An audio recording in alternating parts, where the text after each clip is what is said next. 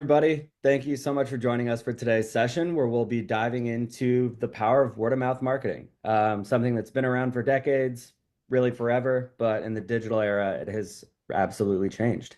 I'm Sam McArtor. I'm one of the co-founders here at Rentgrata, and I'll be joined by Jayley. Jayley from J&J Creative. Would you like to introduce yourself?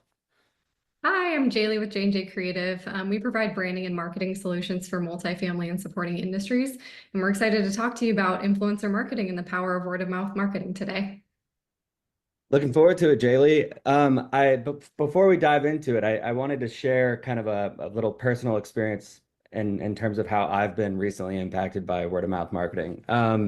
Everybody seems to know Zach Sloan. He's another co-founder here at Rent Grata. And Zach and I both ended up moving down to Tampa a couple of years ago. And since then, Zach has been going to this place called Camp for workout classes. And since then, for a couple of years, he was trying to get me to go to these group fitness classes and check it out. I couldn't do it. I didn't want to do it. I thought I would absolutely hate it. I just wasn't something that I was ever interested in. But finally, Zach, in addition to my fiance, kind of got me to try it out, and I absolutely loved it. The only thing that I really honestly regretted was taking so long to commit. But word of mouth got me. They influenced me and got me to go. I'm curious, do you have any kind of personal experiences when it comes to word of mouth marketing that have impacted you recently? I mean, I think just honestly, every day in communication with friends and family, like we're constantly recommending things to each other, whether it's products or places to stay, like on a vacation, it's all over the place. But I think for me, one of the biggest examples I have is I have a friend from California who her influencer marketing platform just turned 9 years old the other week. So you can see that influencer marketing, it's been around for a decade or more in terms of just word of mouth marketing in general. So definitely something that multifamily needs to pay attention to. It's a really, really integral part of your marketing strategy in general. And I'm excited to dive into more strategies and talk to you more about ways that multifamily can use word of mouth and influencer marketing. Awesome. It's a great story. We know that influencer marketing is something that's been around, and that the voices of influencers can have a big impact on your leasing funnel. Most of the time, you have a property, or any given community would have residents that live there that would be happy and willing to speak about their experience. On today's call, we're going to dive into how exactly to take advantage of that. We want to tell you more about how you can find and empower those people and really leverage them to improve your leasing and retention at any given community. So out of curiosity, Jaylee, let's kind of start at the beginning. What exactly is word of mouth marketing, and how has it kind of evolved recently? So, as we kind of mentioned before, word of mouth marketing has been around pretty much since the dawn of time, if you think about it. It started out more as just family members, friends, maybe neighbors chatting, but it's really turned into this digital and social experience, and it's really all over the place if you look close enough. So, where do we see word of mouth marketing or influencer marketing? Well, obviously, social media. So, if you think about paid influencers, you see their ads or their posts everywhere, whether they're recommending products or places to work out, honestly, anything. This could also just include family or friend group chats. Like maybe you're trying to figure out where do we want to go get dinner one night or something, and you have a friend who recommends, oh, I know this really great wine bar down the road. You should definitely check it out. So it can be in your immediate circle too. In-person conversations, talking about maybe a new coffee shop opened up down the road, want to go check that out. Community apps, and really the list goes on. So word of mouth marketing, it's present in our day to day for sure. And do you have any I guess a lot of people kind of associate influencer marketing with big names, whether it's, the Kim Kardashians or the Lionel Messis, but that's not really what influencers have to be. Is that right? Yeah, that's correct. I think sometimes people with even smaller followings or just people in your general social circle or family, sometimes those recommendations matter even more because you trust those people that are close to you, or in the sense of residents and resident influencers or ambassadors. you would trust someone's review or recommendation that actually lives at your community over someone who's just talking about, oh, I saw that community, or oh, I saw that review. It was a good experience or a bad experience.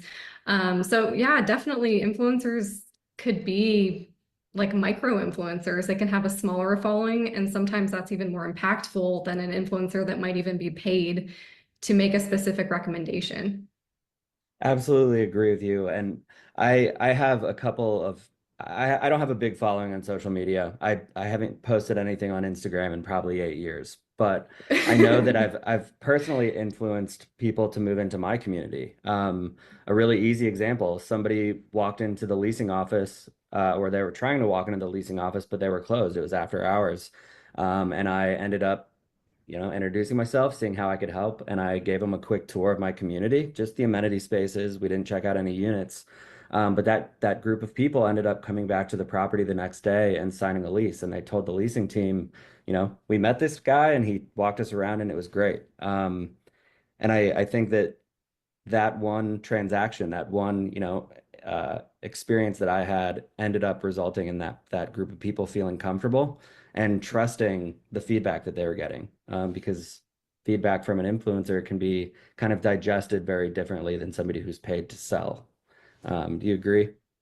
Yeah, I totally agree with that. I think that's awesome. And I mean, residents like yourself who are actively going out and promoting the community and the positives of living there to a prospect, it's really important for management companies to reward people like that too, because the more you recognize them and reward them, the more they're going to want to continue to refer prospects to you, that will then convert into leases. So that's awesome that you did that for your community. And it also shows the kind of people that live at the community too. It makes it feel more like an actual community, and creates like kind of camaraderie, I think.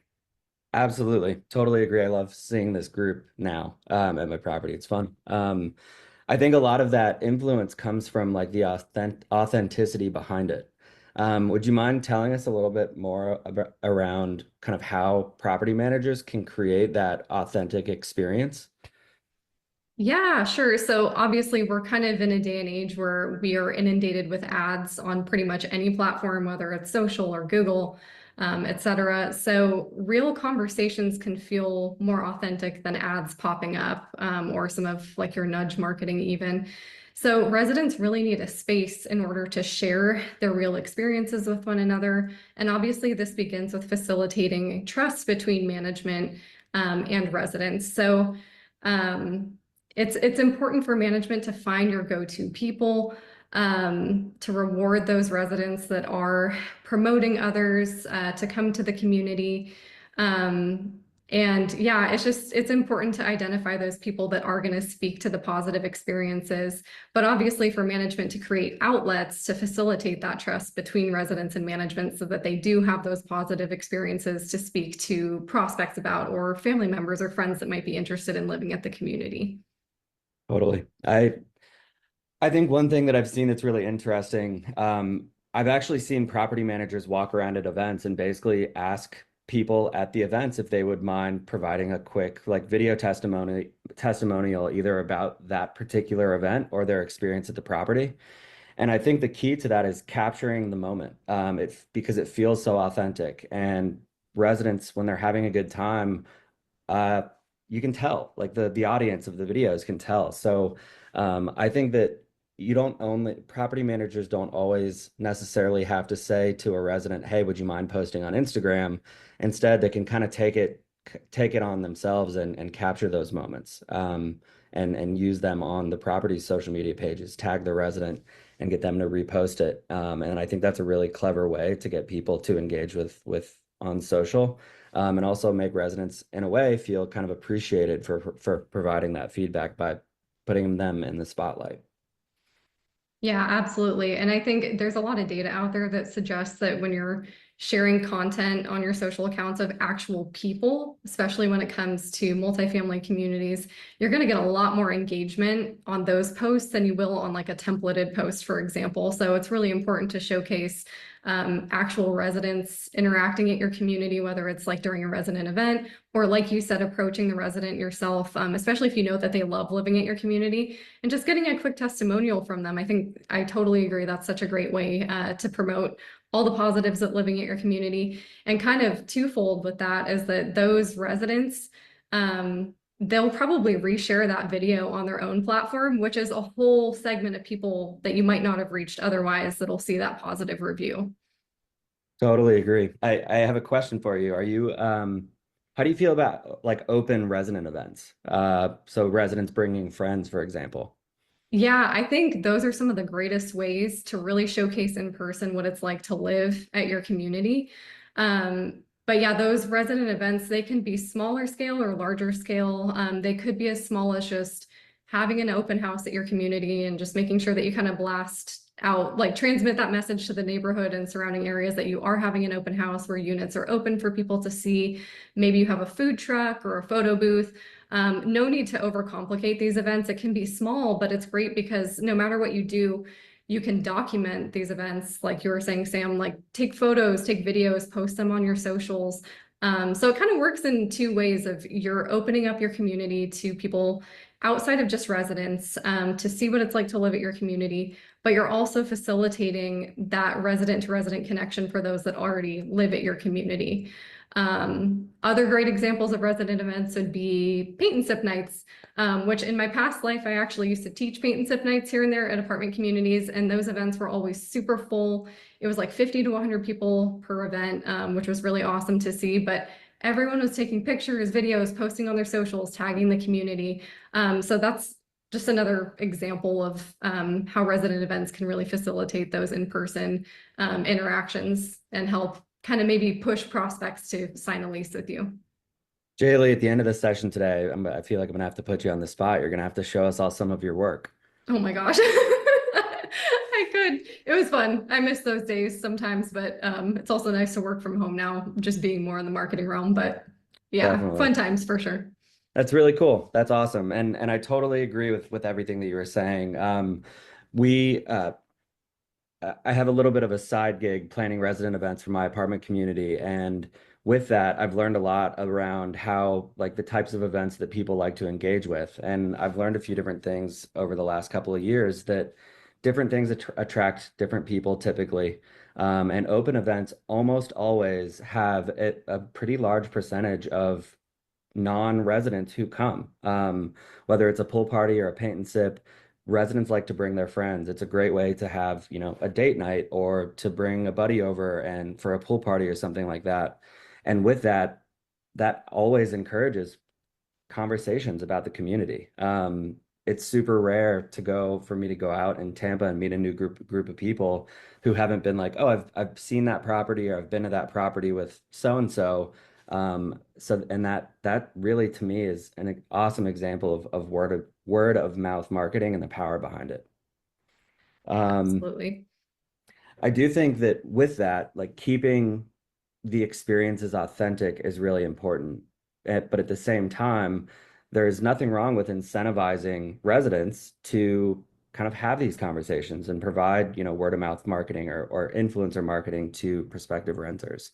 Um, so I wanted to ask, how do you feel about kind of balancing incentives with that authentic advocacy experience?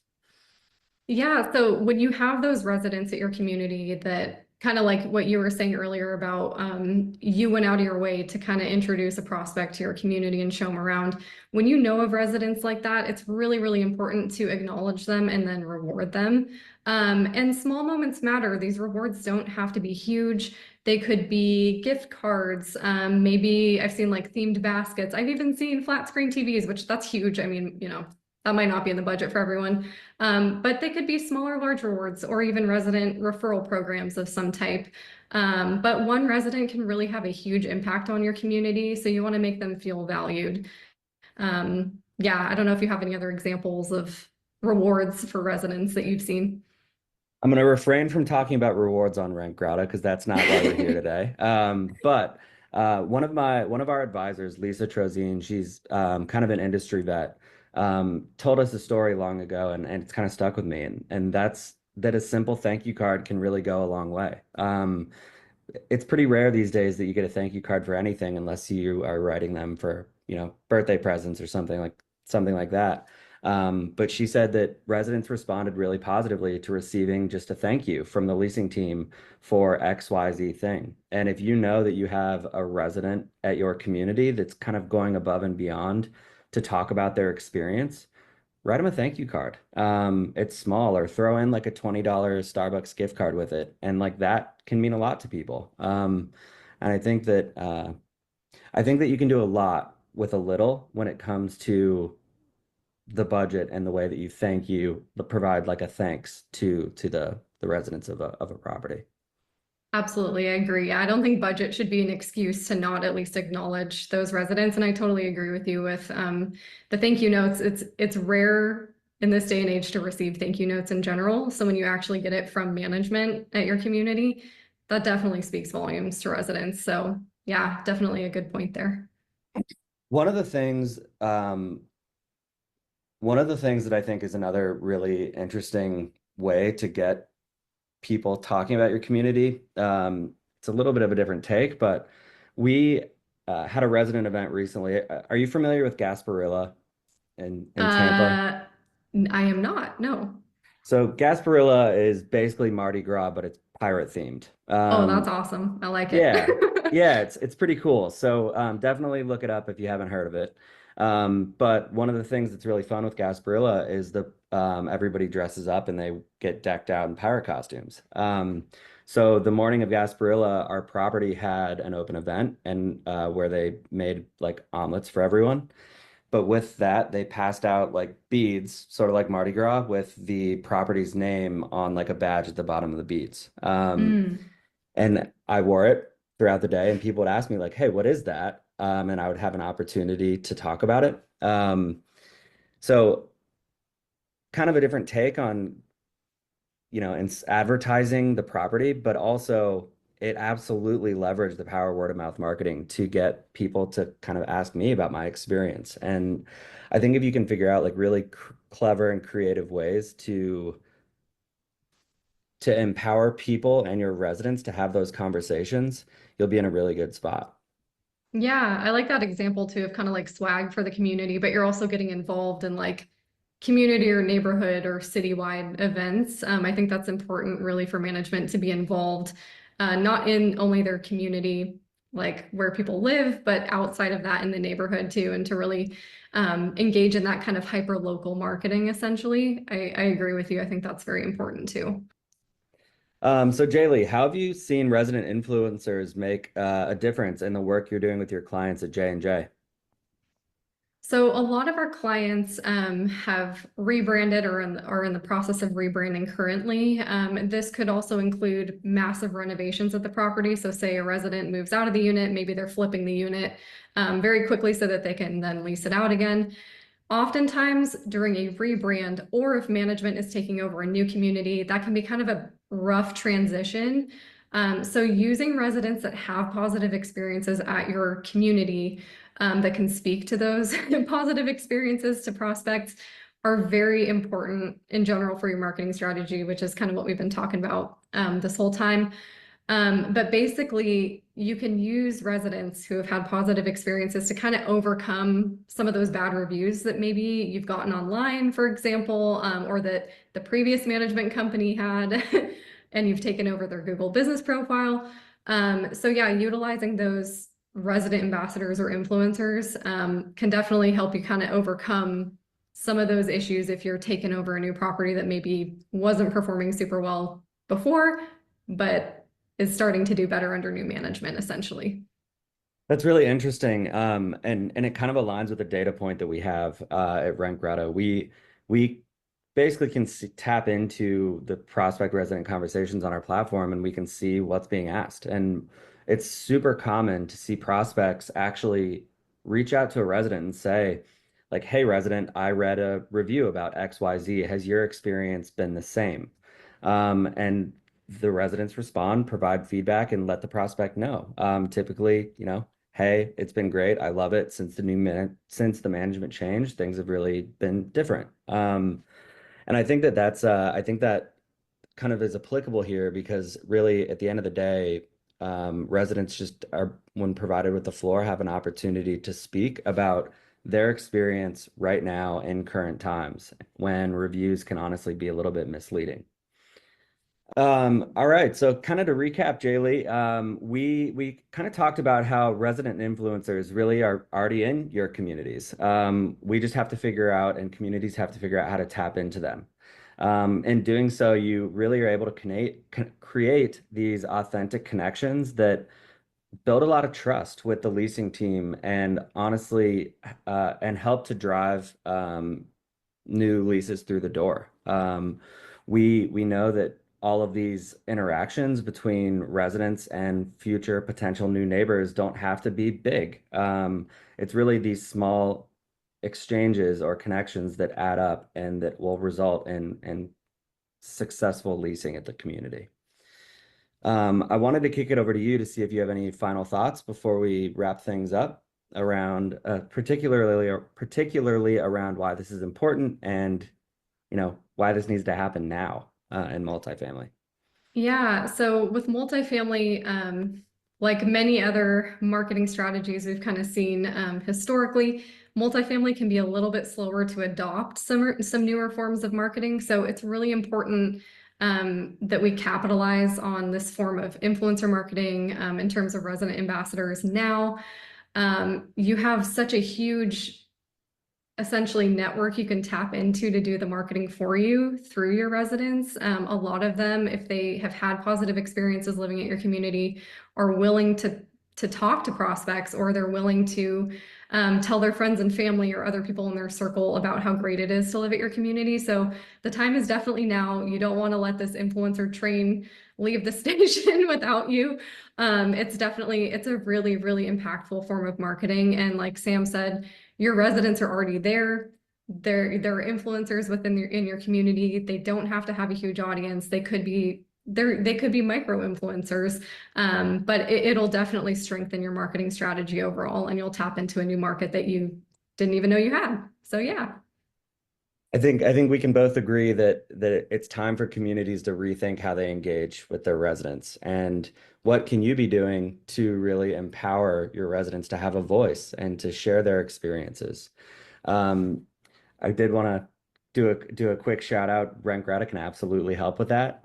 We can help you make these connections seamless and automated. And Jayley has some experience with that. But before we go, I wanted to give Jayley an opportunity to kind of close things out, say goodbye to everybody, and honestly to tell us a little bit more about J&J Creative. Sure. Well, thank you, Sam. Yeah, so first and foremost, we love Rentgrata too. We recommend Rentgrata to our clients as well. It's a great way to facilitate those resident and prospect connections. So we love what you're doing at Rentgrata. But yeah, so my name's Jayley again. I'm with J&J Creative. We provide branding and marketing solutions to multifamily and supporting industries. So some of your suppliers that you might have connections with, we've worked with as well. And we just specialize in general in providing full-blown marketing strategies for you, including these forms of influencer marketing or the resident ambassador program. So if you're interested in continuing this conversation with us, you can reach out to me on LinkedIn, Jayley Bertog, or J&J Creative. But we'd love to continue talking to you, help you with your overall multifamily marketing strategy. But yeah, anyway, thanks for having me, Sam. It's been really fun talking to you about word of mouth marketing and influencer Th- marketing. Thanks for coming, Jayley. It was a great time. It was a pleasure. We appreciate you. Everybody, thanks again for coming. If you'd like to stay in touch or to continue the conversation with me, you can reach me on LinkedIn, or you can contact us at rentgrata.com. Awesome. Thanks a lot, Thanks, everybody. Sam. Thanks, everyone. Have a good one.